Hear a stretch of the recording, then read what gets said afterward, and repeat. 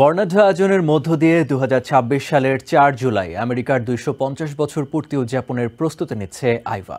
President elect Donald Trump ঐতিহাসিক এই উদযাপনের স্বাগতিক স্টেট হিসেবে আইওয়াকে স্বীকৃতি দিয়েছেন।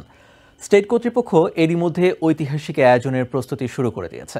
Donald Trump great America State fair নামে এই উদযাপনের ধারণা দেওয়ার পর আইওয়া স্টেট কর্তৃপক্ষ বেশ জোরে সোরেই প্রস্তুতির কাজ শুরু করেছে।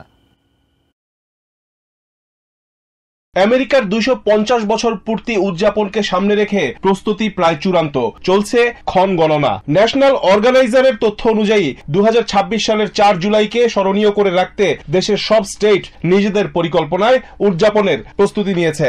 জাতীয় উদযাপনের কেন্দ্রবিন্দু হিসেবে আইওয়ার নাম আগেই বলেছিলেন president elect Donald Trump. State কর্তৃপক্ষও জানিয়েছে তারা জাতীয়ভাবে আমেরিকার ২৫০ বছর পূর্তি উদযাপন করতে প্রস্তুতি নিয়েছেন। প্রেসিডেন্ট ইলেক্ট ডোনাল্ড ট্রাম্পের বক্তব্যের ভিডিও সামাজিক মাধ্যমে শেয়ার দিয়ে জাতীয়ভাবে এই উদযাপনকে কেন্দ্র করে বছরব্যাপী আয়োজনের প্রস্তুতি নেওয়ার কথা জানিয়েছেন আইওয়ার Republican governor Kim রেইনল্ডস।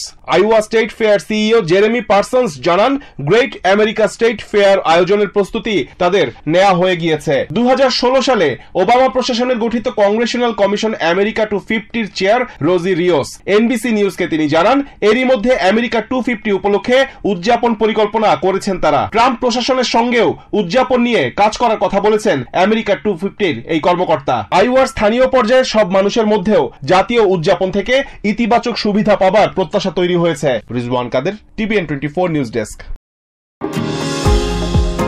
New York থেকে সম্প্রচারিত TVN 24 টেলিভিশন বিশ্বজুড়ে বাঙালির কণ্ঠস্বর।